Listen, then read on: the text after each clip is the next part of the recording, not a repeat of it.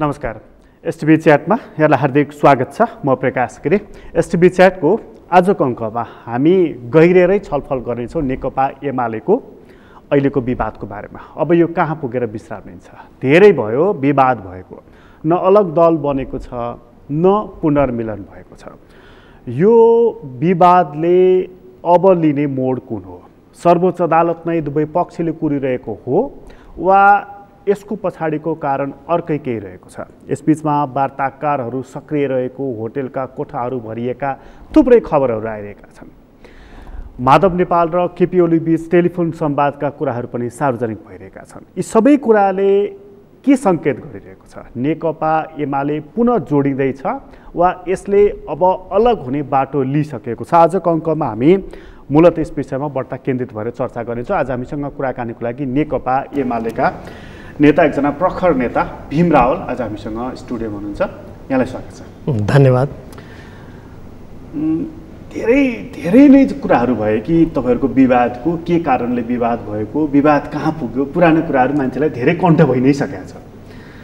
अहिले पछिल्लो समय नि वार्ताकारहरू सक्रिय रहेका छन्, खास गरी युवा पुस्ताहरू। तपाईँ आफै पनि सक्रिय हुनुहुन्छ अनेक चरणमा। यो ठ्याक्कै मोडलाई चाहिँ तपाईँ के भन्न चाहनुहुन्छ? यो एकता हुने मोड हो अथवा अब दो बाटोबाट बाटो छुट्टिने बेलाको मोड हो? राजनीतिक दलहरू एक ठाउँमा सिद्धान्त, नीति, कार्यक्रमको आधारमा आएका हुन्छन्। तिनीहरूको सङ्गठनात्मक प्रणाली विधानबाट अगाडि बढेको हुन्छ। यी कुराहरूमा समस्या उत्पन्न भएको हुनाले हाम्रो पार्टीभित्र विवाद भएको हो। म यहाँनिर एउटा कुराको स्मरण मैले गराउनै पर्छ। गत फागुन 23 गते सर्वोच्च अदालतबाट नेकपा एमाले र नेकपा माओवादी केन्द्र अब अलग अलग हुने अवस्थाको अर्थ लाग्ने गरी फैसला भएपछि स्वतः हाम्रो नेकपा एमालेको केन्द्रदेखि स्थानीय तहसम्म हाम्रा सबै जनसङ्गठनहरू पूर्ववत क्रियाशील हुनु पर्थ्यो। त्यस्तो नगरेर फागुन 28 गते हाम्रो पार्टीको विधान विपरीत हुँदै नभएको व्यवस्था, त्यस्तो स्थितिमा केन्द्रीय कमिटी 9 राष्ट्रिय महाधिवेशन जुन निर्वाचित थियो त्यसलाई भङ्ग गरेर आयोजक कमिटी बनाइयो। त्यहाँबाट समस्या उत्पन्न भएको हो। यदि पार्टीको विधान बमोजिम पार्टीको नीति, कार्यक्रम, सिद्धान्त अनुसार अगाडि बढ्ने हो भने अहिले कुनै पनि समस्या हुँदैन। त्यसकारण हामीले के भनेका छौँ भने 9 राष्ट्रिय महाधिवेशनबाट निर्वाचित केन्द्रीय कमिटी, त्यसले पारित गरेको विधान, त्यसका राजनीतिक कार्यदिशा, नीति अनुसार हामी अगाडि जाउँ, हाम्रो भनाइ त्यो हो। उहाँहरूले त्यो सबै मिचेको हुनाले समस्या उत्पन्न भएको हो। अब अहिले कुन मोडमा पुगेका छौँ भन्ने जुन तपाईँले प्रश्न गर्नुभयो, हामी यदि पार्टीको सिद्धान्त, नीति, विधान र हाम्रो पहिलेको जुन सङ्गठनात्मक संरचना थियो त्यसलाई क्रियाशील तुल्याउने हो भने हाम्रो तर्फबाट कुनै पनि समस्या छैन। यदि पार्टीको विधान मिच्यो, सिद्धान्त, नीति सम्पूर्ण मिच्यो भने त त्यो पार्टी त निरर्थक हुन्छ नि। अहिले विवादको चुरो त्यहीँनिर छ। उहाँहरूले नीतिगत रूपमा हाम्रा कतिपय साथीहरूसँग वार्ता गर्दा ल ठिक छ त्यतातिर जाने पनि भन्नुभयो। हामी पदाधिकारीहरूलाई जुन उहाँहरूले कथित कारबाही गरेको भन्नुभएको थियो त्यो हटे पनि भन्नुभयो। तर नेकपा एमालेको 9 राष्ट्रिय महाधिवेशनबाट निर्वाचित केन्द्रीय कमिटीको बैठकमा बोलाएर उहाँहरूले फेरि त्यसलाई मिचेर गरेका जुन कुराहरू छन् त्यसलाई अगाडि राख्नु भएर समस्या उत्पन्न भएको हो। यदि उहाँहरूले त्यो कुरा मान्नुभयो भने हामी स्वाभाविक प्रक्रियामा अगाडि जान्छौँ, मान्नु भएन भने त्यहाँनिर जटिलता उत्पन्न हुन्छ। अहिले महाधिवेशन आयोग समिति खारेज भयो, केन्द्रीय कमिटी बिउत्यो, त्यो बैठकमा तपाईँहरूलाई निम्ता गर्नुभयो, तपाईँहरू जानु भएन। त्यहाँ जानु पर्दैन थियो तपाईँहरू 18 गतेको बैठकमा? त्यो बिउतिएकै छैन। गत फागुन 28 गते जसरी 9 राष्ट्रिय महाधिवेशनबाट निर्वाचित केन्द्रीय कमिटीलाई भङ्ग गरेर पार्टीको विधान मिचियो, त्यसरी नै यसको नाम सर्वोच्च अदालतले त्यो आयोजक कमिटी अवैध हो भनिसकेपछि हामीले रूपान्तरित गऱ्यौँ भनिएको छ। त्यो कुनै पहिलेको कमिटी भङ्ग गरेर अब 9 राष्ट्रिय महाधिवेशनबाट निर्वाचित केन्द्रीय कमिटीको हामी बैठक बोलाउँछु भनिएको छैन। त्यसलाई रूपान्तरित गऱ्यौँ भनेको छ। सर्वोच्च अदालतले समेत अवैध भनिदियो। हाम्रो पार्टीको विधान विपरीत त त्यो छँदै नै थियो, हामीले भन्दै आएका थियौँ। सर्वोच्च अदालतले अवैध भनिसकेपछि उहाँहरूले गर्नु के पर्थ्यो भने 9 राष्ट्रिय महाधिवेशनबाट निर्वाचित केन्द्रीय कमिटी, जसमा पछि 10% थप समेत सदस्यहरू गरिएका छन् हाम्रो पार्टी विधान बमोजिम, ती सदस्यहरूलाई बोलाएर बैठक गर्नु पर्थ्यो। अनि माओवादी केन्द्रबाट त्यो तत्कालीन नेकपामा, नेपाल कम्युनिस्ट पार्टीमा रहनुभएका अहिले नेकपामा आउन चाहनेलाई अनि पार्टीको विधान अनुसार ल्याउनु पर्थ्यो। यो कानुनी शासन र विधिको शासनको मान्यता यही नै हो। उहाँहरूले त्यो नगरेपछि समस्या भएको हो। र तपाईँले जहाँसम्म बैठकमा हामीलाई बोलाइयो भन्नुभएको छ, जब त्यो बैठक नै पार्टी विधान अनुरूप छैन, सर्वोच्चले समेत फैसला गरेको छ, यो त कानुनी शासन हो नि अवैध भनेर। त्यसकारण समस्या उत्पन्न भएको र हामीले भनेका छौँ वैध बैठक बोलाउँ, हामी आउँछौँ भनेका छौँ। उहाँहरूले त्यही अवैध बैठकलाई नै फेरि यही हो रूपान्तरित भनेर भन्नुभयो हुनाले भोलि त पार्टीको विधान नीति विधि यसै गरी मिचिने हो भने त पार्टी त अन्ततः सङ्कटमा जान्छ नि। त्यो सङ्कट टार्नको लागि हामीले अडान लिएका छौँ। त्यसो हो भनेदेखि त महासचिव ईश्वर पोखरेलको हिजै मात्र अभिव्यक्ति आयो कि ट्याक्कै प्राविधिक रूपमै जेठ 2मा त फर्किन सकिन्न भनेर उत्तर। यो प्राविधिक विषय नै होइन, पार्टी विधानअनुसार चल्ने कि नचल्ने, त्यसको कार्यक्रमअनुसार चल्ने कि नचल्ने, त्यसका राष्ट्रिय महाधिवेशन अधिवेशनहरूको वैधता हुन्छ कि हुँदैन भन्ने यो त गम्भीर प्रश्न हो नि। पार्टी भनेको अराजकता, जे मन लाग्यो त्यही गर्ने त होइन। अब कसैले हामीलाई यो प्रसङ्गमा भन्छन् तपाईँहरूले किन विरुद्धमा मत दिनुभयो या विपक्षीसँग किन मिल्नुभयो। जब नेपालको संविधान मिचियो, पार्टीको विधान मिचियो, हामीलाई त पार्टीबाट निकालिसकेको थियो।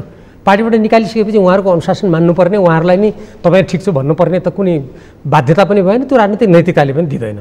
त्यसैले अहिले यो कुनै प्राविधिक विषय नभएर यो राजनीतिक सैद्धान्तिक अझ महत्त्वपूर्ण रूपमा सङ्गठन परिचालनको विधि र विधानसँग सम्बन्धित छ। पार्टी महासचिवले नै जेठ 2मा फर्किन सक्दैनौँ भनिसकेपछि अब यसमा थप वार्ता, थप संवाद, थप अन्तर्क्रिया जरुरी छ होइन? उहाँहरूले पनि वार्ता गरौँ, छलफल गरौँ भन्नुभएको छ। हामीले पनि कुनै पनि समस्या आउँदाखेरि राजनीतिमा वार्ताबाट, सहमतिबाट, देशको सर्वोपरि हितलाई ध्यानमा राखेर यदि मिल्ने बिन्दुहरू छन् भने, पार्टीको विधान मानिन्छ भने, सिद्धान्त मानिन्छ भने हाम्रो त अरू कुनै मतभेद छैन नि त। त्यसकारण त्यो प्रयासहरू गरौँ भन्ने कुरामा सहमत भएर ती प्रयासहरू जारी छन्। ती प्रयासले कुनै आकार लिन्छ भन्ने तपाईँलाई लागिराखेको छ? अहिलेसम्म आकार लिइरहेको छैन। अब आकार लिन्छ लिँदैन भन्ने कुरा त उहाँहरूले पार्टीको विधान मान्नुहुन्छ कि मान्नुहुन्न, आफैले गरेको नौ राष्ट्रिय महाधिवेशन मान्नुहुन्छ कि मान्नुहुन्न? महासचिवले दिएको उत्तर नै काफी छैन यसमा? होइन, अब यसमा त विभिन्न मान्छेका प्रश्न, विभिन्न मान्छेका उत्तर ती अन्तर्विरोधबाट उत्पन्न छन्, कहीँ आग्रहबाट उत्पन्न छन्, कहीँ उत्तेजना र आवेशबाट उत्पन्न छन्। अब अर्कोतर्फ हामी वार्ता पनि गरौँ, समझदारीको एउटा बिन्दु प्राप्त गर्न सकिन्छ कि भनेर खोजी गरौँ भनेपछि त्यसमा नाइ भन्ने कुरो त भएन नि। अध्यक्षको चाहिँ हिजोको भनाइ छ कि मुद्दाको फैसला हुँदासम्म नेकपा एमाले ढाल्ने, प्रमुख प्रतिपक्षको नेतृत्वमा वैकल्पिक सरकार निर्माण गर्ने बाटोमा जाने, हस्ताक्षर गर्ने, यी चिज कायम रहन्छ भनेदेखि चाहिँ ती एमालेका कार्यकर्ता हुँदैनन्, तिनीमाथि कारबाही हुन्छ भनेर उहाँले हिजोको केन्द्रीय कमिटीको बैठकमा साथीहरूलाई सुनाउनु भएको छ। तपाईँहरूलाई पनि सुनाइदिनुहोस् भने त होला नि, सार्वजनिक मिडियामा आएको छ। यो कुरा सुन्नुभयो, अब तपाईँहरूको प्रतिक्रिया के रहन्छ? अब हेर्नु, उहाँले जुन कुरा भन्नुभयो भनेर हामीले सुन्यौँ, पढ्यौँ। सबभन्दा पहिले जुन पार्टी 9 राष्ट्रिय महाधिवेशन आयोजना गरेर केन्द्रीय कमिटी निर्वाचित गरेर अगाडि बढेको थियो, त्यति बेला त्यो अर्को पार्टीसँग एकीकृत भयो र फेरि अदालतले तिमी यथावत बिउताउ भनेपछि त्यो बिउताउनु पर्छ कि पर्दैन। अनि त्यस्तो स्थितिमा जब एकातर्फ 2 पटक प्रतिनिधि सभा विघटन गरेर नेपालको संविधान नै धरापमा पर्यो, हामी के को लागि लडेका थियौँ त? एउटा मान्यता लोकतन्त्रको लागि र यो देशलाई विधिअनुसार कानुनी शासनअनुसार चलाउन लडेका हौँ नि।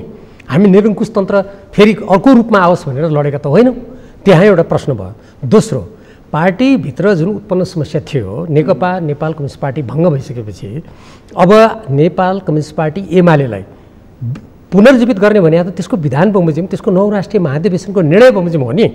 अब त्यो कुरा नगरेपछि हामीले त्यो कुरा गर्नुहोस् तपाईँ भन्दाखेरि उहाँले मान्नु भएन भने त उहाँहरूले पार्टीलाई एकीकृत बनाउन नखोजेको सङ्कीर्ण गुटको अवधारणा अन्तर्गत यो पार्टी फुटे पनि फुटोस्, आफ्नो व्यक्तिगत एउटा धारणा अनुसार चल्छ, होइन भने जेसुकै होस् भन्ने धारणा राखेको ठहर छ।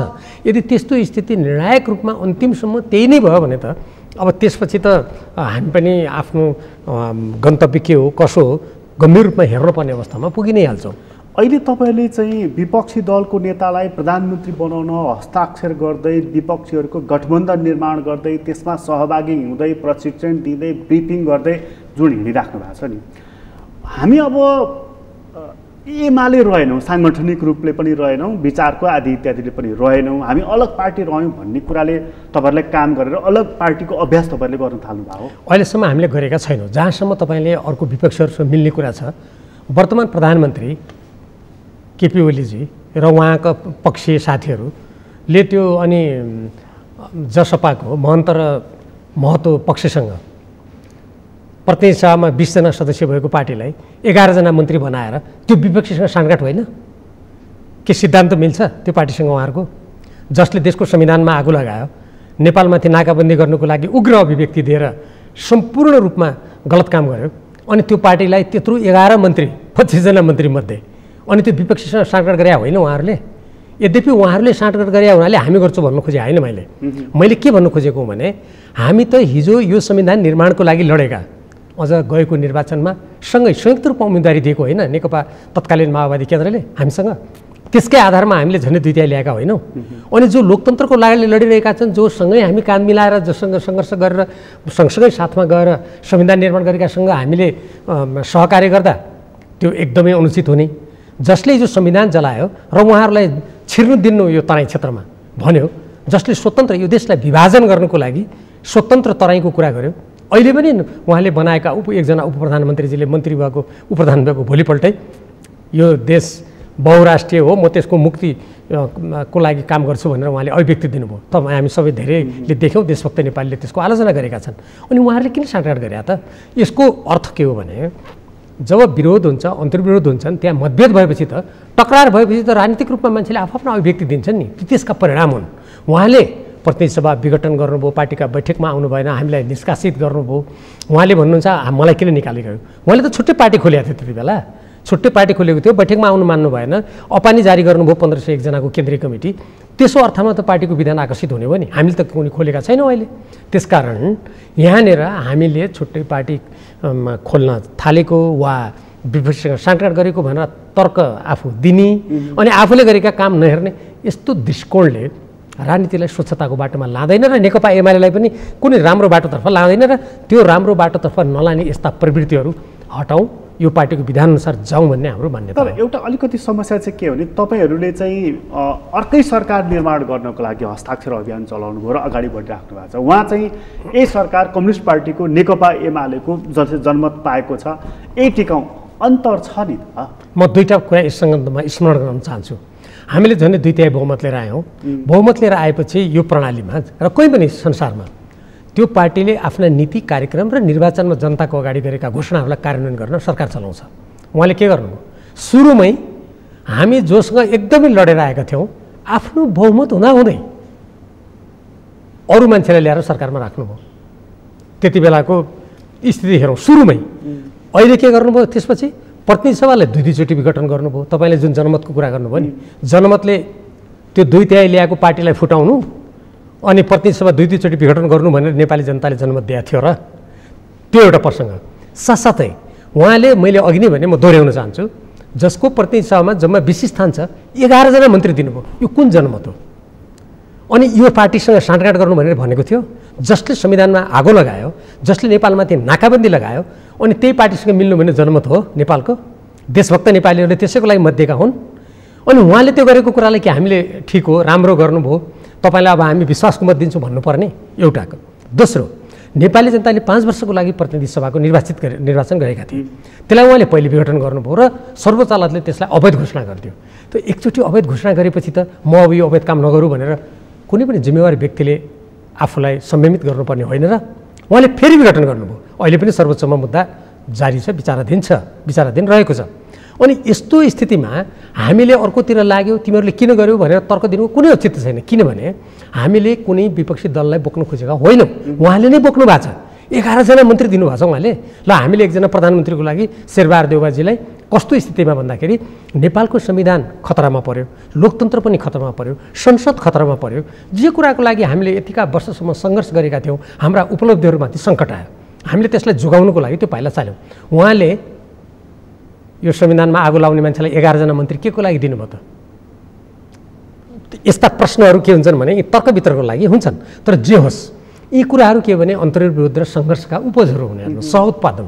अब यी कुरालाई थाती राखेर यदि राम्ररी अगाडि बढाउने, देशप्रति जिम्मेवार हुने, पार्टीप्रति जिम्मेवार हुने हो भने पार्टीको विधानअनुसार जाउँ, 9 राष्ट्रिय महाधिवेशनबाट निर्वाचित केन्द्रीय कमिटीको बैठक गरौँ। अरू साथीहरू जो यो पार्टीमा आउन चाहन्छन् उहाँहरूलाई नल्याउनु भन्ने होइन, उहाँहरूलाई एउटा प्रक्रियाबाट ल्याउँ भन्दा त्यहाँनिर त कुनै हामीले गल्ती गरेका छैनौँ नि।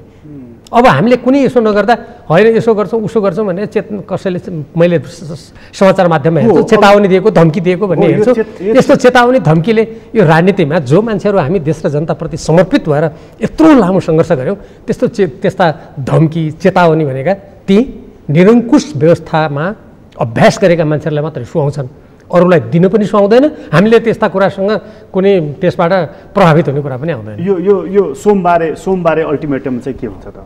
सोमबारसम्म हस्ताक्षर फिर्ता लिनु 5 बजेसम्म भनेर हामीले बारम्बार भन्दै आएका छौँ। कुनै पनि निर्देशन निर्णयहरू वैध कमिटीले गरेका मात्रै मान्य हुन्छन्। जस्तो म उदाहरणको रूपमा भन्न चाहन्छु, जब उहाँहरूले 9 राष्ट्रिय महाधिवेशनबाट निर्वाचित केन्द्रीय कमिटीलाई गत फागुन 28 गते भङ्ग गरेर आयोजक कमिटी बनाउनु भयो, त्यो आयोजक कमिटी हाम्रो पार्टीको विधानको कुनै धारामा पनि त्यसको व्यवस्था छैन। हाम्रो पार्टीको विधानले केन्द्रीय कमिटीले नै महाधिवेशनको आयोजना गर्नुपर्छ भन्ने कुरा स्पष्ट व्यवस्था गरेको छ। त्यो कुनै केन्द्रीय कमिटीलाई विधान संशोधन गर्ने अधिकार पनि छैन। तर उहाँले आयोजक कमिटी बनाउनु भयो, त्यसमा कस्ता मान्छे राख्नुभयो भने जो यो पार्टीका सदस्य नै होइनन्, जसले यो पार्टी निर्माणमा कुनै सिनको पनि भाँचेका छैनन्, कुनै योगदान पनि दिएका छैनन्, त्यस्ता मान्छेलाई राखेर हामी जस्ता यो पार्टीको आरम्भदेखि यसको निर्माण गर्ने व्यक्तिहरूलाई उहाँले निकालिदिनु भयो। कसैलाई निलम्बन गरिदिनु भयो, कसैलाई पदबाट च्युत गरिदिनु भयो, कसैलाई जिम्मेवारी विहीन गरिदिनु भयो। त्यो के थियो? अनुशासनहीन, अराजक, गैर जिम्मेवार काम थियो। अब त्यसैलाई त्यो कामलाई फेरि सर्वोच्च अदालतले अवैध भनिदिइसक्यो। अनि अब एउटा कानुनको सामान्य ज्ञान राख्ने मान्छेले, राजनीतिमा अलिकति पनि नैतिकता राख्ने मान्छेले प्रश्न के बुझ्छ भने यसरी अवैध रूपमा पार्टीको विधान विपरीत र अदालतको निर्णय विपरीत बनेको कमिटीका कुनै पनि निर्णयहरू, निर्देशनहरू तिनीहरू वैध हुँदैनन्। अवैध निर्णयलाई कुनै पनि लोकतन्त्रमा विश्वास गर्ने, विधिको शासनमा विश्वास गर्ने मान्छेले मान्दैन। त्यसकारण त्यस्ता कमिटीको निर्देशनको के अर्थ छ र? कुनै पनि अर्थ छैन। सोमबार साँझ 5 बजेसम्म हस्ताक्षर फिर्ता ल्यायो अदालतबाट भनेको कुरा तपाईँहरूको लागि लागू हुँदैन? होइन, त्यो कमिटीले जुन गरेको निर्णय छ नि, त्यो कमिटी नै वैध छैन। न त्यो कानुनी रूपमा वैध छ, न हाम्रो पार्टीको विधान बमोजिम वैध छ। अनि त्यस्तो अवैध कमिटीले गरेको निर्देशन हामी पार्टीप्रति प्रतिबद्ध व्यक्तिहरू, पार्टीको विधान मान्ने व्यक्तिहरू हामी किन मान्छौँ? तर त्यो हस्ताक्षर फिर्ता लिँदा पार्टी जोगिन्छ भने त्यो कुरा, त्यो लार्जर इन्ट्रेस्टलाई त हेर्नु पर्छ। होइन, पार्टी त जोगिनुको लागि त पार्टी विधान मानेपछि, 9 राष्ट्रिय महाधिवेशनको निर्णय मानेपछि नै पार्टी जोगिन्छ। पार्टी विधान नै नमानेपछि कसरी पार्टी जोगिन्छ? त्यो हस्ताक्षर फिर्ताले एउटा वातावरण बन्छ भने तपाईँले त्यति सेक्रिफाइस किन नगर्ने? होइन, उहाँले पार्टीको विधान बमोजिम केन्द्रीय कमिटीको बैठक किन नगर्ने भन्ने प्रश्न आउँछ नि।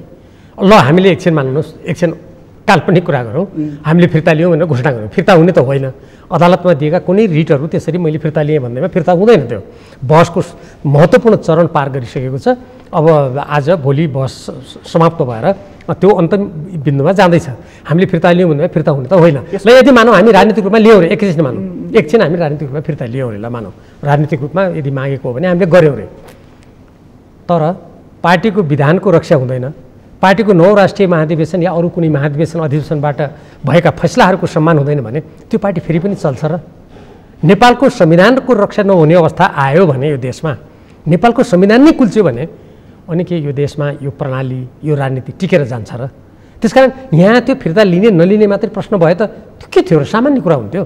तर यहाँ त गम्भीर पार्टीको विधानसँग सम्बन्धित कुरा छन्, सिद्धान्तसँग सम्बन्धित कुरा छन्, पार्टीको सङ्गठनात्मक प्रणालीसँग सम्बन्धित कुराहरू छन् नि। यो सोमबार साँझ 5 बजे भन्ने कुराको केही अर्थ छ कि छैन? अब त्यो त गर्ने मान्छेलाई नै थाहा होला क्या। उहाँहरूले त्यसका, किनभने हामी यस्तो जाल झेल षड्यन्त्रमा हामी विश्वास गर्दैनौँ। हामी पार्टीको विधानअनुसार चल्नु पऱ्यो, सङ्गठनात्मक प्रणालीबाट चल्नु पऱ्यो।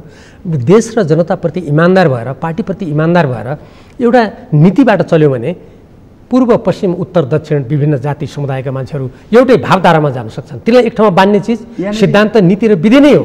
जब त्यो भङ्ग भइसकेपछि त अब त्यो मान्छेले कसले किन निर्णय गर्यो, के षड्यन्त्र गर्यो, किन त्यस्तो गर्यो भन्ने कुरा त गर्ने मान्छेलाई थाहा होला। यो विपक्षी गठबन्धनले अदालतलाई प्रेसर दिइरहेका छन्, दबाब दिइरहेका छन् आफ्नो पक्षमा निर्णय ल्याउनको लागि। प्रधानमन्त्री जुन भनिराख्नु भएको छ नि, सोमबार 5 बजेसम्म तपाईँले हस्ताक्षर फिर्ता लिनु।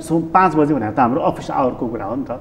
6 बजेपछि त्यसपछि वैध नहुने भयो भने मतलब चाहिँ अदालत र तपाईँहरूको हस्ताक्षर केही सम्बन्ध छ कि जस्तो लागेर नि? होइन, त्यो अब उहाँकै मूल्याङ्कन होला। हामी अदालतलाई दबाब दिने कुरा विश्वास नै गर्दैनौँ। तर मैले हिजो अस्ति केही दिन छापाहरूमा लगातार सुनिरहेको छु उहाँहरूको तर्फबाट नै। कहिले उहाँहरू भन्नुहुन्छ एउटा जिम्मेवार पदमा बसेको व्यक्ति, अदालतको यो जुन आयोजक कमिटी अवैध भन्ने कुरा गैर कानुनी हो, अदालतले गर्नै पाउँदैन, किन गर्यो, यस्तो नचाहिने काम गर्ने, इतिहासमा लेखाजोखा हुन्छ। उहाँहरूले धम्काइरहनु भएको छ अदालतलाई। हामीले कुनै त्यस्तो अभिव्यक्ति दिएका छौँ? प्रश्न छ, हाम्रो पार्टीको विधानको कुन धारा अन्तर्गत उहाँले आयोजक कमिटी गठन गर्नुभयो त? अनि कसरी अदालतले गैर कानुनी काम गर्यो? हाम्रो पार्टीको विधानको कुनै धारामा छ भन्न सक्नु पऱ्यो नि त। अदालतले त्यो गैर कानुनी काम गर्यो, फैसला दियो भन्ने व्यक्तिहरूले हाम्रो पार्टीको विधानको धारा यतिमा यस्तो आयोजक कमिटी गठन गर्ने छ, यो किन अदालतले आफ्नो जानकारीमा नलिएको भन्न सक्नु पऱ्यो नि। त्यो नभन्ने अनि अदालतको इतिहासमा लेखाजोखा हुन्छ, गैर कानुनी काम गर्यो भनेर भन्ने व्यक्तिहरूले धम्क्याएको ठहरिन्छ कि पार्टीको विधान मानौ, नेपालको संविधान मानौ, लोकतन्त्रका मूल्य मान्यता मानौ र यो प्रणालीमा पार्टीका संगठनात्मक संरचनालाई मानौ भन्ने व्यक्तिले धम्क्याएको ठहर्छ। त्यसकारण यस्तो कुरा भनेको के हो भन्नुहुन्छ भने आफूले गर्ने नचाहिने काम अनि अर्कोतिर औँला सोझ्याएर आफ्ना कुराहरूलाई ढाकछोप गर्ने, पर्दा हाल्ने, त्यो कुचेष्टा मात्रै हो।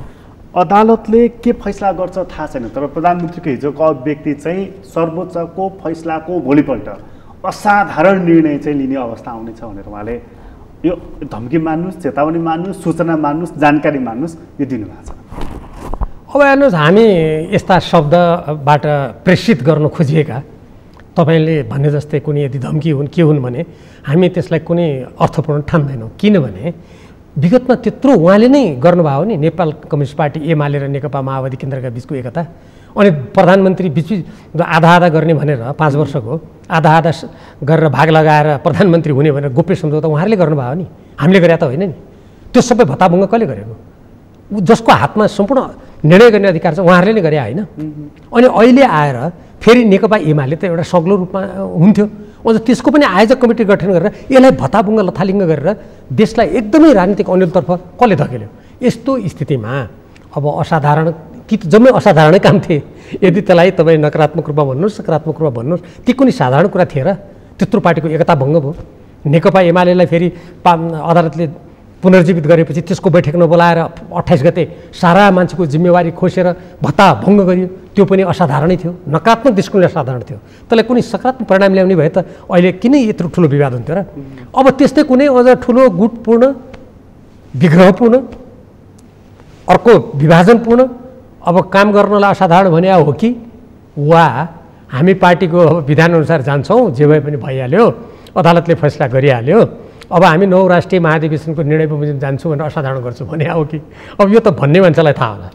पार्टीको कुराभन्दा पर पनि असाधारण निर्णयको कुरा छ नि। कतिपय मानिसहरू चाहिँ संसदको पुनर्स्थापना भयो भने त्यो निर्णयको हाराहारीमै सङ्कटकालको घोषणा हुन्छ यो देशमा भनेर अनुमान गरिरहेका छन्, व्याख्या गरिरहेका छन्। अब हेर्नुहोस्, यदि कसैले त्यस्तो काम गर्यो भने, सङ्कटकाल ल्याउने आदि गर्यो भने, एक त त्यो सङ्कटकाल भनेको अनिश्चितकालसम्म कुनै देश र जनतामाथि थोपर्न सकिने काम होइन एउटा। अब दोस्रो, त्यो त लोकतन्त्रमाथिको सोझो प्रहार भइहाल्छ दोस्रो कुरा। तेस्रो, नेपालको इतिहास हेरौँ, यदि त्यस्ता काम क्रियाकलाप कसैले गर्यो भने त्यसको विरुद्ध त देश त जुरुक्कै उठ्ने गरेको र त्यस्ता गतिविधिहरू पराजित हुने गरेको त हाम्रो प्रमाणित इतिहास छ नि। त्यसकारण कसैले त्यस्तो खालको लोकतन्त्र विरोधी, जनविरोधी, देश राष्ट्र विरोधी क्रियाकलाप गर्छ होला भनेर अहिले अनुमान नगरौँ न। संसदको पुनर्स्थापना हुन्छ भनेर चाहिँ कति प्रतिशत ढुक्काउनुहुन्छ तपाईँ? गत फागुन 11 गतेको सर्वोच्च अदालतको फैसला हेर्ने हो भने जुन अदालतले आफै त्यहाँ नजिर कायम गरेको छ, धेरै महिना पनि बितेको छैन, त्यस्तो स्थितिमा सर्वोच्च अदालतले आफैले गरेको निर्णयमा स्थापित सिद्धान्त अर्थात् त्यसलाई कानुनी भाषामा नजिरको विरुद्धमा गएर अर्को निर्णय गर्ला भनेर त म कानुनको विद्यार्थीको हैसियतले सोच्नै सक्दिनँ। त्यो नजिरले स्वतः के भन्छ भने नेपालको संविधानका धारा 76 का विभिन्न व्यवस्थाहरू र सर्वोच्च अदालतको नजिरले स्पष्ट छर्लङ्ग के भन्छ गर्छ भने प्रतिनिधि सभा विघटन गर्ने प्रधानमन्त्रीको निर्णय फेरि पनि अवैध घोषित हुन्छ भन्ने कुरा म त कानुनको ऐनाबाट छर्लङ्ग देख्छु। सर्वोच्च अदालतको गत फागुन 11 गतेको नजिरबाट म छर्लङ्ग देख्छु। पुनर्स्थापना हुन्छ त्यो कानुनको दृष्टिकोणबाट म छर्लङ्ग देख्छु। अब गर्ने नगर्ने काम सर्वोच्च अदालतको, त्यो सर्वोच्चको कुरा हो। तर म कानुनको विद्यार्थी भएको हुनाले मैले सर्वोच्च अदालतको त्यति बेलाको फैसला पनि राम्रोसँग दोहोऱ्याएर पढेको छु। नेपालको संविधानको मसौदा गर्ने व्यक्ति त म मसौदा समितिकै सदस्य हुँ। हामीले किन संविधानको धारा 76(5) बनाएका थियौँ, किन संविधानको धारा 76(4) बनाएका थियौँ, 3 किन बनाएका थियौँ, मलाई कण्ठ छ सबै कुरा। र अहिलेका प्रधानमन्त्री केपी शर्मा ओलीजीले त्यति बेला के भन्नुभएको थियो, अरू नेताले के भन्नुभएको थियो, मेरो त आफ्नो व्यक्तिगत टिपोटमा सबै कुरा जीवित छन्। त्यसकारण यी सम्पूर्ण कुरालाई हेर्दा प्रतिनिधि सभा विघटन हुन सक्ने म कुनै सम्भावना देख्दिनँ। यो पुनर्स्थापना हुँदाखेरि रिट निवेदक तपाईँहरूले मागेको जस्तै गरी शेरबहादुर देवाललाई प्रधानमन्त्री बनाइदेऊ भनेर परमादेश जारी गर्यो भने एउटा कन्डिसनको कुरा भयो, त्यसपछि उहाँ प्रधानमन्त्री हुनुहुनेछ, 30 दिनभित्र विश्वासको मत लिनुहुनेछ, एउटा कोर्स हुनेछ। तर त्यसो नगरिकन एउटा कन्डिसनको बारेमा चर्चा गरौँ। आज हाम्रो प्रधानमन्त्री 76(3) को हुनुहुन्छ, तपाईँले 76(4) को धारामा प्रवेश नगरिकन 5 मा जानुभयो, त्यसकारण 4 अनुसार विश्वासको मत लिनुहोस् भनेर सर्वोच्च अदालतले भन्यो भने चाहिँ विश्वासको मत लिनको लागि प्रधानमन्त्री त्यसपछि संसदमा जानुहुनेछ। त्यति बेला तपाईँहरूको भूमिका के हुन्छ? अब तपाईँले उठाउनुभएका कुराहरू ती सम्भावनाका कुराहरू हुने हेर्नुहोस् होइन। हुन त राजनीतिमा सम्भावनाको पनि विश्लेषण गर्नुपर्छ, त्यो ठिक कुरा हो। तर अदालतले निर्णय नगरुन्जेल हामीले कुनै पूर्वानुमान गरेर अहिले नै यस्तो गर्छौँ उस्तो गर्छौँ भन्दा त्यो अलिकति हतारो हुन्छ। हामी निश्चय नै अदालतले गर्ने विभिन्न निर्णयहरू र खास गरी तपाईँले मूलभूत रूपमा दुईवटा निर्णयहरू हुनसक्ने सम्भावनातर्फ जुन औल्याउनु भएको छ, तीमध्ये कुनै पनि भयो भने हामी तदनुकूल नै त्यति बेला निर्णय गर्छौँ। अहिले नै हामीले भन्यौँ भने के हुन्छ भने एक त त्यो काल्पनिक हुन्छ, दोस्रो अलिकति हतार गरेर बोलेको हुन्छ र यस्तो संवेदनशील स्थितिमा त्यस्तो हतार नगर्नु उचित हुन्छ जस्तो लाग्छ मलाई।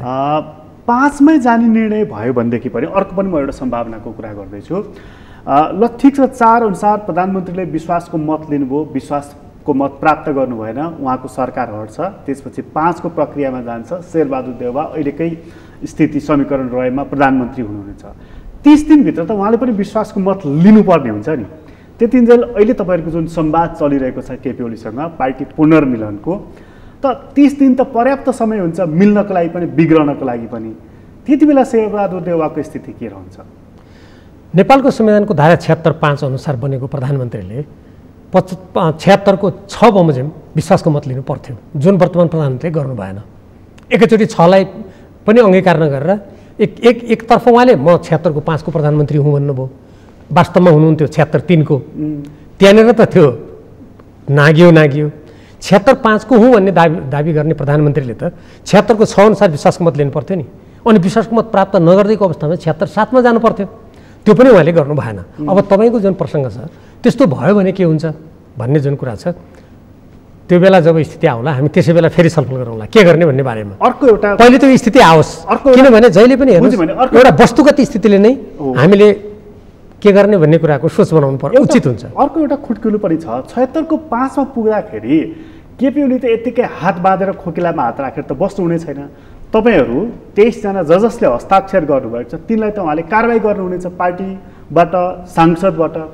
त्यसपछि हेर्नुहोस्, राजनीतिमा नि मान्छेले राष्ट्रको हितमा, स्वाधीनताको लागि, स्वाभिमानको लागि, विदेशी थिचोमिचोको विरुद्धमा, निरङ्कुशताको विरुद्धमा जीवनकै राजीनामा दिएका छन्, बलिदान गरेका छन्। मलाई यस प्रसङ्गमा मदन भण्डारीजीको एउटा भनाइको सम्झना हुन्छ। उहाँले त्यति बेला संसदमा सङ्घर्ष गर्दा राजीनामा दिने प्रसङ्ग आउँदा उहाँले के भन्नुभएको थियो भने म आवश्यक पऱ्यो भने यो संसदबाट राजीनामा होइन, म जीवनबाट राजीनामा दिन तयार छु। उहाँले दिनु पनि भयो, आफ्नो जीवनलाई बलिदान पनि भयो उहाँको होइन, एउटा षड्यन्त्रमूलक एउटा परिवेशमा। अब त्यत्रो ठुलो त्याग बलिदानबाट निर्माण गरेर हामी ती सम्पूर्ण चरणबाट सबै कुरालाई प्रत्यक्ष रूपमा देखेर आएका मानिसहरू अब त्यो पद जाला कि पद रला कि भन्ने हिसाब होइन। आज हाम्रो देश हेर्नुहोस् बाह्य हस्तक्षेपबाट प्रताडित छ, हाम्रा सिमाना मिचिएका छन्, हाम्रा जलस्रोत, हाम्रा प्राकृतिक स्रोतमाथि लुट मचाइएको छ। म आउँदैछु, यो मैले प्रश्न म सिध्याउँछु, तपाईँको प्रश्नको जवाब त दिनु पऱ्यो, त्यो जुन भन्नुभयो नि के गर्नुहुन्छ भन्ने कुरामा। अब यस्तो तरिकाको भइरहेको अवस्थामा त्यति बेला कुन कारबाही हुन्छ कि हामीलाई के हुन्छ कि भन्ने होइन कि हामी त्यति बेला के हेर्छौँ भने हाम्रो संविधान, हाम्रो पार्टीको सिद्धान्त, नीति, राष्ट्रिय हित, जनताको हित र अधिकार सुरक्षित कसरी हुन्छ त्यो सोचेर निर्णय गर्छौँ हामी। त्यति बेला पदको त्यति बेला अगाडि आएको चिजलाई चाहिँ तपाईँहरू हेर्नुहुन्न, भएको पद जान्छ कि अझै 1.5 वर्ष संसद रहेपछि त अझै पदावधि रहन्छ, यो चिजलाई महत्त्व मान्नुहुन्न? होइन, हामी त्यसलाई महत्त्व दिन्नौँ। हामी के कुरालाई महत्त्व दिन्छौँ भने अब नेपालको संविधान क्रियाशील भएर अगाडि जान्छ कि जाँदैन, संसदको गरिमा, मर्यादा र जनताको विश्वास अटल राख्ने किसिमले त्यो रहन्छ कि रहँदैन, लोकतन्त्र सुरक्षित हुन्छ कि हुँदैन। यो लोकतन्त्र, संविधान र हाम्रो राजनीतिक परिपाटीमा जुन प्रकारले भाँडभैलो भएर जताततै अस्तव्यस्त बनाएर हाम्रो राष्ट्रियतामाथि आज सङ्कट आइरहेको छ, बाह्य हस्तक्षेपको दबाब मुनि हामी पिसिने खतरा उत्पन्न भएको छ, त्यसको बारेमा के हुन्छ हामी त्यो हेर्छौँ। यो कुरालाई रोक्नुको लागि जे गर्दा, जस्तो पाइला चाल्दा राम्रो हुन्छ हामी त्यस्तो पाइला चाल्छौँ। त्यति बेला पद कता जान्छ, हाम्रो सांसद कता जान्छ, त्यो को व्यक्ति यो दुनियाँमा हेर्नुहोस् न अकण्टक पदमा को छ र? कस्ता कस्ता यो संसारै म शासन गर्छु भन्ने पनि अकण्टक हामीले देखाएको छौँ। यो केवल भ्रम हो, दम्भ र उत्तेजनाबाट उत्पन्न एउटा मती मात्रै हो। त्यो हेर्नुहोस्, प्रधानमन्त्रीको अहिलेको जोड जम्मा छ नि सरकार टिकाउनको लागि, यो चाहिँ के हो त फेरि? अहिले त्यो त आफ्नो पदप्रतिको एउटा मेरो पद जसरी पनि जोगाउनु पर्छ भन्ने र अर्को त्यो पद जोगाउन पर्ने कारणहरूमा विभिन्न स्वार्थहरू हुन्छन्, स्वार्थ पूर्ति गर्ने, पद जोगाउने। त्यस्तो स्थितिमा जब व्यक्ति जान्छ नि त्यति बेला सिद्धान्त, नीति, सङ्गठन, विधि, प्रणाली सबै कुरा गौण हुन्छन्। हेर्नुहोस्, हामीले देखेको छौँ नि त नेपालको इतिहासमा। हेर्नुहोस् न, नभए भन्नुहोस् प्रतिनिधि सभामा 20 स्थान भएको संविधानमा आगो लगाउने, देशलाई नाकाबन्दी गराउनलाई उग्र रूपमा लाग्नेहरूसँग 11 जना मन्त्री दिएर जानुपर्ने स्थिति किन निर्माण भयो? यो त नेपाली जनताले सोच्नुपर्छ। म यसमा पर्याप्त छलफल भएको देख्दिनँ। नेपालका लोकतन्त्र र देशभक्त मानिसहरूले यसमा बहस गर्नुपर्छ। आज हेर्नुहोस् तराईमा डुबान भएको छ। हामी के भनिरहेको छौँ? यतै म तराईको अलिकति 2 नम्बर प्रदेशको, किनभने उहाँहरू महतोजीहरू 2 नम्बर प्रदेशबाट निर्वाचित भयो हुनाले म अलिकति कुरा गर्न चाहन्छु। त्यत्रो आज म दिनदिनै समाचार सुनिरहेको छु, 2 नम्बरका कयौँ जिल्लाहरू डुबान भएको छन्। हाम्रा त्यहाँका तराईका दाजुभाइहरू पीडित चित्कार भइरहेको छ। एक शब्द बोल्नुहुन्छ, किन नबोलेको? संविधानमा मन्त्री हुनलाई चाहिँ 11 जना गएर संविधान संशोधन गर्न कार्यदल बनाउने अधिकार छ। संविधान संशोधन गर्ने कुरा संविधान सभाबाट बनेको, यत्रो नेपाली जनताले मूल्य चुकाएर 2 पटक निर्वाचन गरेर ल्याएको संविधान संसदमा छलफल छैन। पार्टीहरूको बिचमा छलफल, जो लोकतन्त्रको लागि लडे, जो संविधान रक्षाको लागि लडे, हामी जस्ता मसौदा गर्ने मान्छेहरू कसैसँग छलफल छैन। जसले संविधानमा आगो लगाए उनीहरूसँग मिलेर कार्यदल। योभन्दा निर्लज्ज काम केही हुन सक्दछ? त्यसकारण हाम्रो मूल कुरा के हुनसक्छ भने यी सैद्धान्तिक, नीतिगत, राजनीतिक कुराहरूतर्फ हाम्रो बढी ध्यान जान्छ। प्रधानमन्त्रीले चाहिँ मैले 5 वर्षको म्यान्डेट पाएको हुँ, 5 वर्ष मैले काम गर्न पाउनुपर्छ भन्ने कुरामा कुनै तर्कमा कुनै दम छैन। 5 वर्ष जनादेश पाएको व्यक्तिले 5 वर्ष काम मैले गर्न पाउनुपर्छ भन्ने मान्यता राख्ने हो भने सबभन्दा पहिले त्यो 5 वर्ष जनताले जे घोषणाको आधारमा दिएका थिए, तत्कालीन नेकपा एमाले र नेकपा माओवादी केन्द्रले हामीले संयुक्त घोषणा जारी गरेका थियौँ। त्यसलाई घोषणा पत्र भनेको थिएन, संयुक्त घोषणा बनेको थियो। मलाई कण्ठ छ, म पनि संलग्न छु त्यसमा। त्यो घोषणा अनुसार अगाडि जानु पर्यो। 1, 2 दुईटा पार्टी हामी एकता गर्नेछौँ भनेर जनताको बिचमा बाचा खाएको थियो। त्यो एकता भङ्ग गर्नेतिर किन लाग्यो? दोस्रो, तेस्रो, दुईटा पार्टी मिलेर झन्डै 2/3को सरकार बनेको थियो। 2/3को सरकार बनिसकेपछि त्यो घोषणा अनुसार र पार्टीको निर्णय अनुसार किन नचलेको? तेस्रो, चौथो, नेपाली जनताले यो प्रतिनिधि सभा 5 वर्षको लागि टिकोस् भनेको थियो र हामीले संविधान बनाउँदा यो पटक पटक कतिपय व्यक्तिहरूले यस प्रतिनिधि सभा विघटन गरेर देशमा सङ्कट ल्याउन थालेको हुनाले हामीले अन्तिमसम्म पनि सांसदहरूले एउटा कुनै व्यक्तिलाई विश्वास गर्दासम्म पनि भङ्ग नपाउने व्यवस्था 76 को 5 मा हामीले गरेका हौँ। हेर्नुहोस्, मलाई कण्ठ छ सबै कुराहरू। अनि त्यो किन मिचेको? त्यसकारण जनादेश भनेको कुरा त्यति बेला मात्रै कायम रहन्छ जब त्यो जनादेश प्राप्त गर्दाका बखतका बाचाहरू, प्रतिज्ञाहरू, कार्यक्रमहरू, नीतिहरूमा मान्छे जान्छ। 1 र जुन निकायलाई प्रतिनिधि सभा भनौँ यस अर्थमा जनताले निर्वाचित गरेका छन् त्यसको रक्षा गरेपछि अनि निजले यो जनादेश बमोजिम सबै काम गरेको हुनाले उहाँको अधिकार हो भन्ने कुरा त्यति बेला आउँछ। जब जनादेशका सारा कुरा मिचेपछि अनि मैले जनादेश 5 वर्षको लागि पाएको भन्नु के अर्थ छ त? अहिले त 2/3 पाएको प्रधानमन्त्रीजी अल्पमत परिसक्नुभयो। योभन्दा साँच्चीकै भन्नुहुन्छ भने दुःखको कुरा र विचारणीय र नेपालको राजनीतिको अन्तर्यलाई सूक्ष्म रूपमा केलाउनु पर्ने विषय योभन्दा अरू के हुन सक्दछ? पुनर्स्थापना भयो संसदको भनेदेखि पनि प्रधानमन्त्रीले राजीनामा दिनुहुन्न भनेर उहाँ निकट मानिसहरू सार्वजनिक रूपमा बोलिराख्नु भएको छ। यो कति महत्त्वपूर्ण कुरा हो? हेर्नुहोस्, यो कस्तो हुन्छ भने नि आफूले गरेका कुनै काम संवैधानिक दृष्टिकोणबाट, राजनीतिक दृष्टिकोणबाट, राष्ट्रियताको दृष्टिकोणबाट, जनताको सार्वभौम अधिकारको अभ्यासको दृष्टिकोणबाट गलत साबित भएपछि जिम्मेवार मानिसहरू संसारमा कहीँ पनि पदमा बसिरहँदैनन्। यो लोकतन्त्रको न्यूनतम मान्यता हो। अब उहाँले राजीनामा दिनुहुन्छ हुँदैन, के गर्नुहुन्छ, कसो गर्नुहुन्छ, अब त्यो मलाई थाहा हुने कुरा भएन। त्यो तपाईँले जुन उहाँका निकटतम व्यक्तिहरू भन्नुहुन्छ भन्नुभयो, त्यो त उहाँहरूले बुझ्ने कुरा हो। अहिले हामी यति मात्रै बुझ्दछौँ कि अब जे कुरा अदालतमा विचाराधीन छ, अदालतले जे फैसला गर्छ त्यो फैसला बमोजिम अब नेपालको राजनीतिको अगाडिको बाटो निर्धारित हुने भयो। यद्यपि यदि राजनीतिक रूपमा प्रभावकारी रूपमा नेतृत्व भएर एउटा राजनीतिज्ञको रूपमा काम गर्ने व्यक्तिहरू यो देशमा भएको भए यो सारा मुद्दामा मिला राजनीति जति दिन्छन् प्रत्येक कुरा अदालतमा जाने नै थिएनन्। तिनीहरू संसदभित्र समाधान हुन्थे, ती पार्टीभित्र समाधान हुन्थे। जब हेर्नुहोस् कुनै क्षेत्रमा अयोग्य मानिसहरूको भिड लाग्छ नि त्यसपछि त्यहाँका जिम्मेवारीहरू के हुन्छन्? अन्यत्र जान्छन्। हामीले देखेकै छौँ नि, कतिपय देशमा त विदेशीको हातमा जान्छन्। देशभित्रका राजनीतिक नेताहरू अयोग्य, राष्ट्रद्रोही, जनद्रोही भएका देशहरूमा हामीले देखेका छौँ।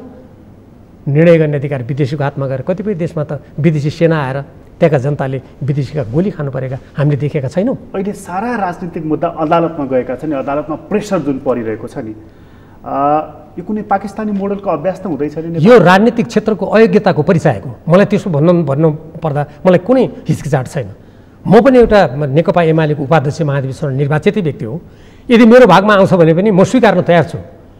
यो अहिले सम्पूर्ण राजनीतिका विषयहरू, जसरी सरकार सञ्चालनका विषयहरू, गिटी बालुवा निकाल्ने कि नदी कता फर्काउने कि हाम्रो सिमाना के गर्ने कि देखि लिएर कर को के गर्ने, सारा जुन मुद्दा प्रतिनिधि सभा विघटनदेखि सरकार चलाउने सारा जुन अदालतमा गएका छन्, यो अकाट्य रूपमा राजनीतिक क्षेत्रका नेताहरूको अयोग्यताको अकाट्य प्रमाण हो।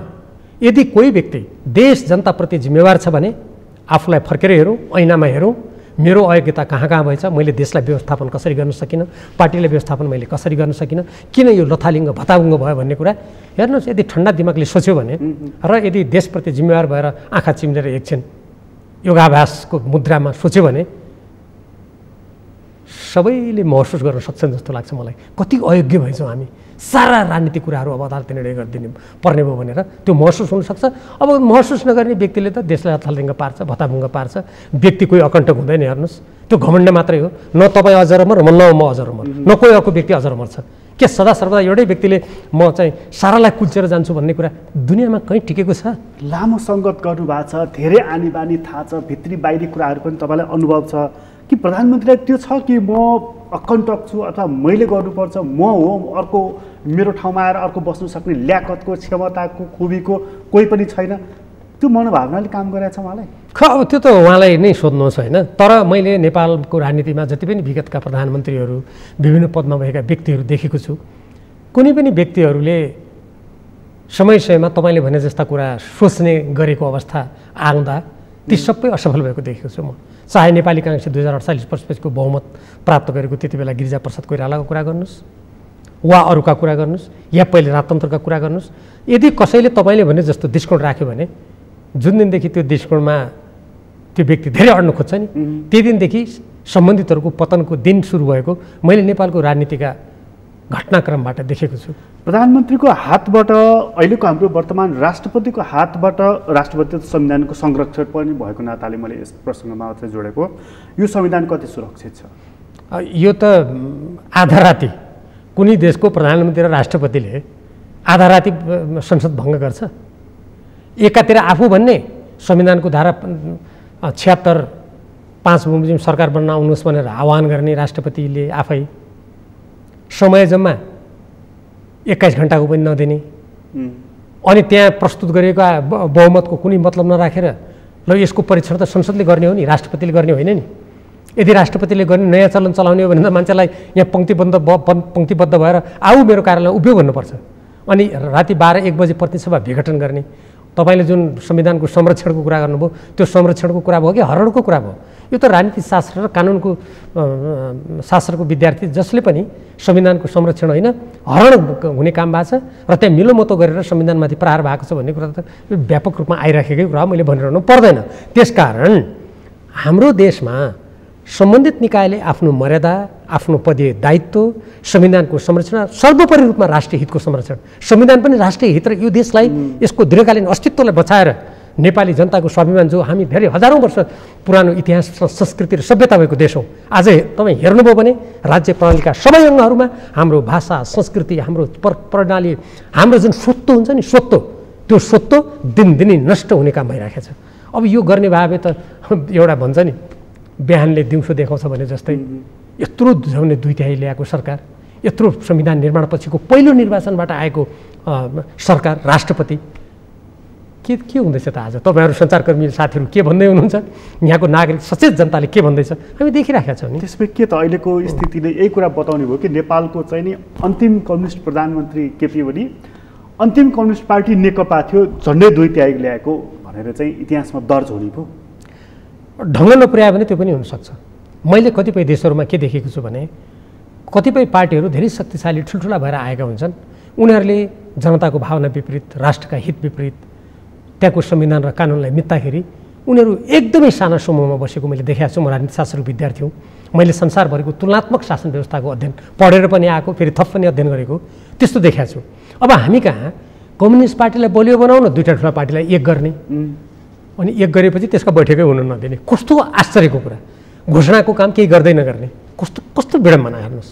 अब त्यो त गयो। नेकपा एमाले जो सुसङ्गठित भएर रहेको पार्टी थियो, अनि त्यसलाई पनि नौ राष्ट्रिय महाधिवेशन बमोजिम पार्टीको विधानअनुसार सरक्क पुनर्जीवित गरेर जे भयो भइहाल्यो, गल्ती कमीहरूलाई हामी महसुस गरौँ, एउटा सामान्य स्थिति भएको बेला हामी समीक्षा गरौँला। अब यो पार्टीलाई अगाडि चलाउँ भन्दा पनि त्यो पनि नमान्ने। अब यस्तो स्थिति भएपछि अहिले त होला हेर्नुहोस्, एकचोटि के भने रिस आवेगले फलानु खत्तम भएस् नि, अब म सब गर्छु भनेर त्यो एक क्षणिक तुष्टि त होला। यस्तै तरिका भयो भने नेपालको कम्युनिस्ट आन्दोलनले धेरै ठुलो क्षति बेहोर्नु पर्ने हुनसक्दछ। र फेरि अहिले जुन प्रकारको चाहिँ सरकारमा बसाइ छ होइन, र हामी नै छौँ भन्ने जुन एउटा कस्तीमा धारणा बनिएको छ, त्यो स्थिति ठ्याक्कै उल्टिनु पनि सक्छ। तर त्यस कारणले पनि हामीले के भनेका छौँ भने नेकपा एमालेलाई विग्रहको बाटोमा नलगाउँ, विधानअनुसार चलाउँ, नौ राष्ट्रिय महाधिवेशन कमिटीलाई बिउताउनु, र हाम्रो देशभरिको जुन सङ्गठनको प्रणाली छ त्यसलाई नमिचौँ भनेर त्यसैले पनि हामीले जोड दिएका हौँ। त्यही जनमतले झापड हान्ला, भोलि चुनावमा जाँदाखेरि चाहिँ पब्लिकले नमान्लान् भनेर हिजो राष्ट्रवादको जगमा त्यो मत प्राप्त भयो, त्यहाँमाथि दुईवटा ठुला कम्युनिस्ट पार्टी मिलेको भन्ने आधारमा। यसपटक चाहिँ पपुलर मत चाहिँ यो सङ्घीयता खारेजी र धर्मनिरपेक्षताको चाहिँ नि बाट हिन्दू राज्य बनाउने, यो पपुलर एजेन्डा बोकेर जाने सम्भावना चाहिँ कति देख्नुहुन्छ? प्रधानमन्त्री त बडा चलाक हुनुहुन्छ नि उहाँ त। यी हेर्नुहोस्, यी कस्ता हुन् भने यदि मान्छेले संविधान, आफ्ना सैद्धान्तिक मान्यता, आदर्श सम्पूर्ण कुरा त्याग्ने हो भने त मान्छे कर्तव्यच्युत पनि हुन्छ, र मानिसले जतिसुकै म यस्ता हत्खण्डा अपनाएर अगाडि जान्छु भन्ने ठान्यो भने पनि आजकल मानिसहरू धेरै सचेत भइसकेका छन्। जसले जनतालाई केही पनि होइन, यी भेडा बाख्रा जस्तै हुन्, मैले जे भने त्यो हुन्छ भन्ने ठान्नेहरूले त अब जे भने पनि हुन्छ। तर त्यस्तो ठान्दाखेरि विगतमा विभिन्न शासकहरूको के अभिगत भएको छ हामीले टाढा जानु पर्दैन, हामीले नेपालमै देखेका छौँ। त्यसकारण सबभन्दा पहिले त आफ्ना घोषित नीति, सिद्धान्त, संविधान, जनताको भावना अनुसार अगाडि जानु पर्यो। यदि त्यसबाहेक कुनै नयाँ कुरामा प्रवेश गर्नु पर्यो भने त पार्टी छ नि त, सबभन्दा पहिले पार्टीमा छलफल गर्नु पर्यो नि। यो लोकतन्त्रको लागि लडेका, जसले संयुक्त रूपमा यो लोकतन्त्र ल्याए, यी उपलब्धि आज हाम्रो हातमा छन्। कतिपय व्यक्ति प्रधानमन्त्री हुन पाउनु भएको छ, कति मन्त्री हुन पायो, कतिपय ठुल्ठुला पदमा जान पाए। त्यो उपलब्धि जुन छ, त्यो उपलब्धिको रक्षा कसरी हुन्छ त्यो कुरा छलफल गरेर मात्रै, अनि कुनै नयाँ विषयमा प्रवेश गर्नु पर्यो नि। आफूलाई जे मन लाग्यो मैले भने, त्यसकारण सत्य हो, त्यस्तो हुन्छ कतै? यो परिस्थितिले यो निर्धारण त अथवा यो पोइन्टमा त ल्याउँदैन कि तपाईँहरू चाहिँ अहिलेको संविधानको, व्यवस्थाको, प्रणालीको संरक्षक अथवा त्यसको पक्ष पोषण गर्ने प्रधानमन्त्री, उहाँका पक्षकाहरू चाहिँ लगभग चाहिँ नि अघि भनेको जस्तो सङ्घीयताको विरुद्धमा, धर्मनिरपेक्षताको विरुद्धमा, कतिपय मानिसहरू शङ्का गरेर गणतन्त्रको विरुद्धमा पनि जाने हो कि क्या हो, दक्षिणपन्थी धारमा पनि भन्दछन्। कतै यो यो यो यो यो किता यसरी त किताकाट हुँदैन? विभिन्न घटनाक्रमहरू र विभिन्न अभिव्यक्तिहरूले कता त्यस्तो पनि हो कि भन्ने आशंका अवश्य जन्माएको छ। हामीले नेपालको संविधानको रक्षा गर्ने कुरा र हाम्रा उपलब्धिको रक्षा गर्ने कुरा गर्दा यस्ता चर्चाहरूलाई पनि अवश्य ध्यानमा राखेर पनि हामीले पाइला चाल्नुपर्ने महसुस गरेका अवश्य हौँ। तर जबसम्म ती कुराहरूले ठोस आकार ग्रहण गरेर अगाडि आउँदैनन्, पूर्व कल्पना गरेर यत्तिकै छायामा मुक्का हान्ने कुरा पनि भएन। ती कुरा कुनै ठोस रूपमा आयो भने हामीले तदनुकूल नै सोच्नुपर्ने हुन्छ। तर यो मुद्दा अलिकति मूर्त रूपमा आउँदैछ कि जस्तो लागेर यसको पछाडि चाहिँ नि अनसिन ह्यान्डहरू हुन्छ नि, एउटा चाहिँ हिन्दू राज्य बनाउनुपर्छ भन्ने एउटा वैदेशिक हात आउने, होइन नेपाल धर्मनिरपेक्ष हुनुपर्छ भनेर अर्को हात आउने, तपाईँहरू दुवैलाई चाहिँ ती बाह्य हातहरूले उताल्नु त छैन, कतै छद्म युद्ध गराएर चाहिँ अर्को खालको परिस्थिति। मैले तपाईँलाई अघि नै भने चीन र भारत जस्ता विशाल देशहरूको बिचमा भएको संवेदनशील भू राजनीतिक अवस्था छ जुन नेपालको अहिलेको बदलिँदो विश्वमा र एसिया प्रशान्त क्षेत्र र खास गरी एसियामा ठुला शक्ति राष्ट्रहरूको प्रशान्त क्षेत्रमा जुन हिन्द प्रशान्त रणनीति अमेरिकाको छ, अनि चीनले पनि आफ्नो अभिव्यक्तिहरू दिइरहेछ, जुन ठुला शक्ति राष्ट्रहरूको एउटा टकराव हुने स्थितिमा हामीले नेपालमा यी तपाईँले जुन अहिले सङ्केत गर्नुभयो, मैले अघि त्यसैले यहाँ विदेशी हस्तक्षेपका तानाबाना छन्, हामी त्यसबाट दमित हुने अवस्था छ, हामी सजग हुनुपर्छ देशभक्त नेपालीले, मैले त्यसैले भनेको त्यो तपाईँले भनेको खतरा छ नेपालमा। त्यसकारण हामीले त्यसबाट मुक्त हुनुको लागि हामीले आफ्नो बाटो तय गर्नु पर्यो, आफ्नो पार्टीलाई विधानअनुसार चलाउनु पर्यो, हामीले आफ्नो घरलाई विधिअनुसार चलायौँ। राम्रो लागि सुसङ्गठित गऱ्यौँ। हामीले व्यक्तिगत स्वार्थभन्दा राष्ट्रिय हितलाई माथि सर्वोपरि राख्यौँ। सम्पूर्ण जनतालाई एकताबद्ध गर्ने बाटोमा लानुको लागि पहिले आफ्नो पार्टीलाई एकताबद्ध गऱ्यौँ। सङ्कीर्ण स्वार्थको दम्भको शिकार नभएर फराकिलो छाती लिएर नेपाल हाम्रो मातृभूमि हो, यसका सिमाना मिचेका छन्, यसका प्राकृतिक स्रोतमाथि अनावश्यक दोहन भएको छ, हामी नेपालीको स्वाभिमान झुकेको छ। आज 1950 को असमान सन्धिदेखि लिएर ब्रिटिसकालीन बेलामा हाम्रा देशका नागरिकहरूलाई विदेशी सेनामा भर्ता गर्ने जस्ता कामहरू आजसम्म जारी छन् भन्ने कुरालाई महसुस गरेर गयो भने तपाईँले भनेको जस्ता ती कुराहरू रोकिन्छन्। होइन भने मैले अघि नै त्यो खतरातर्फ औल्याइसकेँ। यी विदेशी हस्तक्षेपका तानाबानाको शिकार भएर नेपाली जनताले धेरै दुःख पाउने ती अत्यन्त पीडादायी दिनहरू पनि आउन सक्ने खतरा छ। त्यसैले त्यसप्रतिको सजगताको लागि पनि हामीले विधिमा जोड दिएका छौँ, संविधानमा जोड दिएका छौँ, राष्ट्रियतामा जोड दिएका छौँ। हाम्रो स्वाधीनता र नेपालीले आफ्नो बारेमा आफै निर्णय गर्न पाउने कुरामा हामीले जोड दिएका छौँ। नत्र भने त विदेशी सेना परेड खेल्ने दिन पनि पर नहुन सक्छ। यस्तै हुँदा परेड खेल्ने मात्र होइन, कतिपय देशका अस्तित्व गुमेको हामीले हाम्रै छरछिमेकमा देखेका छैनौँ। अनि यस्तो कुरामा म देश हाँक्छु, म राष्ट्र हाँक्छु, म जनताको प्रतिनिधि हो, म देश यो मातृभूमिको माटोमा जन्मेको हो भनेर अलिकति पनि महसुस गर्ने मान्छेले सोच्नु पर्दैन। यी कुरा राज्य भनेको खेलाँची हो, मेरो गुटको लागि, मेरो स्वार्थको लागि हामी दुईजना मिलेर जे पनि गरौँ, तीनजना मिलेर जे पनि गरौँ भन्नु मिल्छ? त्यस्तो गर्न मिल्छ कसैले? यो कुरा धेरै गम्भीर कुरा हो। तपाईँहरू पार्टीमा एकता चाहनुहुन्छ, अघि पनि भनिहाल्नुभयो तपाईँहरूले कि पार्टी विधि अनुसार चलोस्, कार्य पद्धतिहरू तय गरौँ, एजेन्डाहरू सेट गरौँ, पार्टी प्रणाली, बैठक प्रणाली, यी चिजहरू स्थापित गरौँ भनेर। तर केपी ओली बेगरको, केपी ओली रहितको नेकपा एमाले तपाईँहरूले खोज्नु भएको हो? होइन, हामी हेर्नुहोस् त्यस्तो आग्रह राखेर त पार्टी अगाडि जाँदैन नि। हामीले कोही रहित सहित भन्ने त्यस्तो सङ्कीर्ण कुरालाई हामी व्याख्या नै गर्दैनौँ।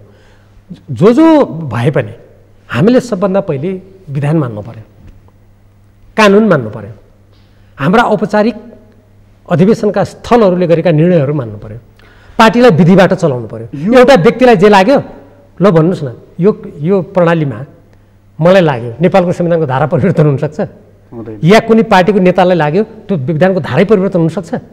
हो त्यस्तो खालको यो राष्ट्रलाई सङ्कटतर्फ धकेल्ने प्रवृत्तितर्फ नजाउँ भन्ने कुरा हो हाम्रो।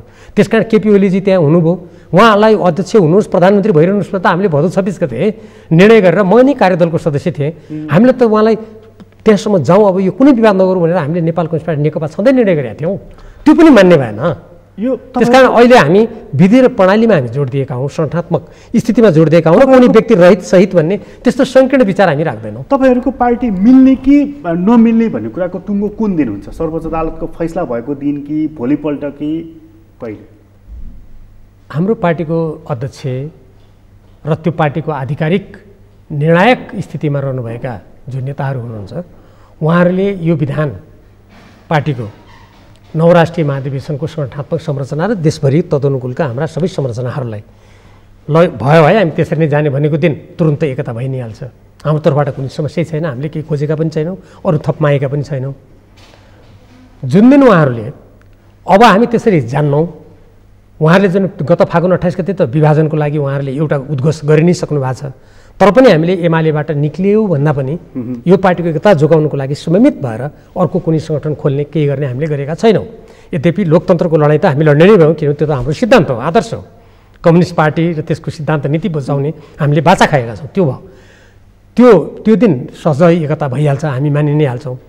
अब यो के पनि हुँदैन, जसले पार्टीको विधान मान्छु भन्छ, जसले नवराष्ट्रिय महाधिवेशन अनुसार सङ्गठन चलाउँ भन्नु भन्छ, जसले यो राष्ट्रिय एकता हितको कुरा गर्छ, जसले नेपालको संविधानको रक्षा गर्छु भन्छ, तिमीहरू सबलाई पार्टीबाट निकालिदिएर हामी छुट्टै पार्टीमा जान्छौँ भनेर यदि कसैले घोषणा गर्यो भने त्यो घोषणा गरेको दिन ती घोषणा गर्ने व्यक्तिहरूले औपचारिक विभाजन भयो, अब हामी अर्को बाटो लाग्यौँ भन्ने कुरा उहाँहरूले भन्नुहुन्छ। त्यो भनेपछि हामीले पनि सोच्नुपर्ने हुन्छ। अधिकतम कुर्ने चाहिँ कहिलेसम्म हुन्छ? हामी त हेर्नुहोस् अहिलेसम्म कुरिरहेको छौँ। सदस्यताबाट मलाई त एकचोटि निलम्बन गर्यो, त्यसपछि फेरि निष्कासन गर्यो, अहिले फेरि उपाध्यक्ष आउनुहोस् बैठकमा भने लेखिएको छ। कुन बैठकमा? नेकपा एमालेको नवराष्ट्रियमा छ निर्वाचित केन्द्रीय कमिटी बैठकमा होइन, उहाँहरूलाई मन लाग्यो यहाँ बैठकमा फेरि चिठी लेखिएको छ। अब यो हास्यास्पद होइन? त्यसकारण हामी त यी सबै कुरालाई केलाएर सकभर अन्तिमसम्म पनि यो पार्टीको एकता जोगाउने। किन यो पार्टीको एकता जोगाउने भने पार्टीको एकता जोगाउने भनेको राष्ट्रिय एकताको क्षेत्रमा काम गर्नलाई पनि योगदान दिने कुरा हो भन्ने महसुस गरेर हामी त्यो प्रतीक्षा गर्छौँ। अब धकेल्दै अब सबै मैले अघि भने जुन भने अब त्यस्तै भयो भने त हामी फेरि दृढतापूर्वक पाइला चालि नै हाल्छौँ।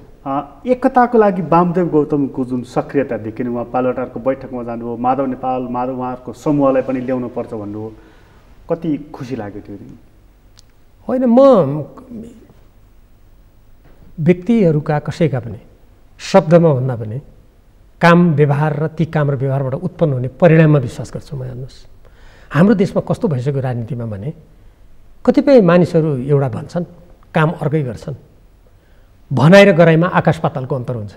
त्यसकारण चाहे मैले वामदेवजीलाई मात्रै भने होइन, जोसुकै व्यक्ति हुन्, कसैले भनेका कुराहरूको जबसम्म परिणाम आउँदैन तबसम्म अहिले नेपालको राजनीतिक परिवेशमा विश्वास गरिहाल्ने कुनै स्थिति छैन। कसैले एकदम राम्रो कुरा गर्यो भने तत्काल राम्रो हो भने फुरुङ्ग हुने स्थिति पनि छैन, हौसिने अवस्था पनि छैन। कसैले तत्काल एकदम प्रहार गर्यो, म चेतावनी दिन्छु भन्दै त्यसबाट खिच्रिक्क हुने कुरा पनि छैन। त्यसकारण यी सबै कुरालाई व्यवहारको कसीमा जाँचेर अगाडि जानु नै बुद्धिमानी हुन्छ। अन्त्यमा सोधेँ, प्रतिशतको आधारमा कुरा गरौँ, एकता अथवा पुनर्मिलन भनौँ, फुटिसकेको पो एकता पुनर्मिलन भनौँ, पुनर्मिलन कि फुट प्रतिशतमा भन्दाखेरि कुन बढ्ता सम्भावना देख्नुहुन्छ? यो राजनीति शास्त्रमा मैले पढे अनुसार यो कुनै यो सामाजिक घटना पनि हो। हेर्नुहोस्, यो किनभने मान्छेको मनोविज्ञान, सोच, दृष्टिकोणसँग पनि सम्बन्धित हुन्छ, नीति र सिद्धान्तसँग पनि सम्बन्धित हुन्छ। यो शुद्ध विज्ञानमा 2 जोड 2 4 भए जस्तो हुँदैन यो समाज विज्ञान राजनीतिमा।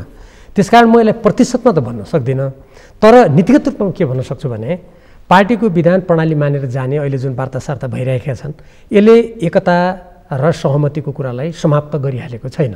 सम्भावना त्यहाँ देखिन्छन्, अझै पनि एकताको सम्भावना, किन हामी त एकता नै चाहिरहेछौँ, हामीले फुट चाहेकै छैनौँ। खालि हामीले पार्टीको विधानको रक्षा हुनु पर्यो, 9 राष्ट्रिय महाधिवेशनको अनुसार जानु पर्यो, मिच्नु भएन विधान, नीति मिच्नु भएन, कानुन मिच्नु भएन, महाधिवेशनका निर्णय मिच्नु भएन भन्ने त हाम्रो एकदम जायज कुरा हो नि, जसलाई अदालतले पनि बैठ ठहराइदिइसकेको छ।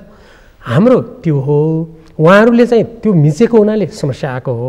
यदि लौ नमिचौँ त जाउँ, बरु के गर्नुपर्छ, मान्छेहरूलाई ल्याउने राख्ने कुरा त्यो ठुलो कुरा भएन, मान्छे आउँछ जान्छ भनेर उहाँले सोच्नुभयो भने एकताको पनि सम्भावना छ। त्यसकारण म एकताको पनि सम्भावना देख्छु, सहमतिको पनि सम्भावना देख्छु र सँगसँगै त्यहाँनिर विभाजन विग्रहको सम्भावना पनि त्यत्तिकै छ।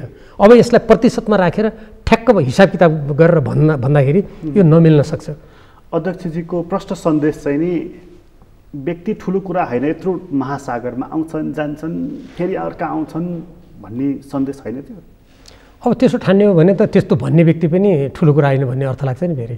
जस्तो मैले तपाईँलाई यहाँ प्रकाश गिरीजी भने कुनै ठुलो कुरा होइन, आउनुहुन्छ जानुहुन्छ भनेपछि भीमराव पनि ठुलो कुरा होइन, आउँछ जान्छ भन्ने अर्थ स्वतः लाग्दैन र? यो त द्वन्द्वात्मक हुन्छ नि कुराहरूको सम्बन्ध। अब त्यसरी सोच्ने भने कुरा कुनै त्यो जिम्मेवारपूर्वक सोचाइ होइन। कुरो कसरी सोच्नु पर्यो भने पार्टी भनेको सिद्धान्त, नीति, विधानबाट चल्छ, प्रणालीबाट चल्छ। जहाँनिर त्यो खजमज हुन्छ त्यो भत्ताभङ्ग लथालिङ्ग स्थितिमा पुग्छ, त्यो गर्न दिनु हुँदैन। किनभने यो ब्रह्माण्ड, पृथ्वी र सौर्यमण्डल पनि नियममा मात्रै चल्छ। तपाईँलाई धेरै धन्यवाद। धन्यवाद। आदरणीय दर्शकबिन, तपाईँलाई पनि धन्यवाद। आज हामीले कुराकानी गऱ्यौँ नेकपा एमालेका नेता भीम रावलसँग।